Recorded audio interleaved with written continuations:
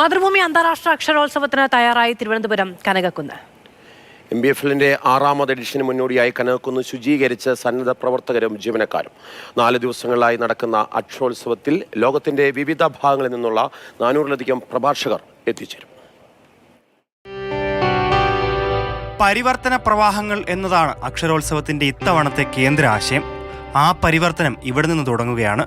Plastic രഹിത അക്ഷരോത്സവം നടക്കുമ്പോൾ എപ്പോഴും ഞാൻ നോട്ടീസ് ചെയ്യുന്ന ഒരു കാര്യമാണ്, പല സ്ഥലത്തും ഇങ്ങനെ ഗാർബേജ് പൈൽ ചെയ്ത് ഇട്ടിരിക്കുന്നത്. അപ്പം ആസ് റെസ്പോൺസിബിൾ സിറ്റിസൺസ് നമുക്ക് ചെയ്യാൻ പറ്റുന്ന ഒരു കാര്യം ഇടയ്ക്കിടയ്ക്ക് ഇങ്ങനത്തെ ഡ്രൈവ്സ് ഓർഗനൈസ് ചെയ്യുന്നു.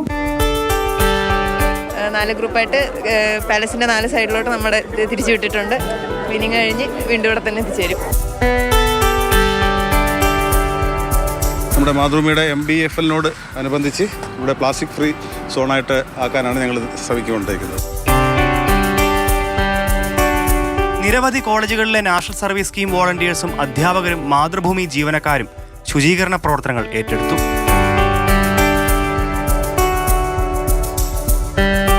ഞങ്ങൾ CPT സ്റ്റുഡൻസ് ആണ്, NSS വോളണ്ടിയേഴ്സ് ആണ്. രാവിലെ 7:00 തന്നെ ഇവിടെ നമ്മൾ എത്തിയിട്ടുണ്ടായിരുന്നു. ഡ്യൂട്ടി അപ്പോൾ തന്നെ സ്റ്റാർട്ട് ചെയ്ത്.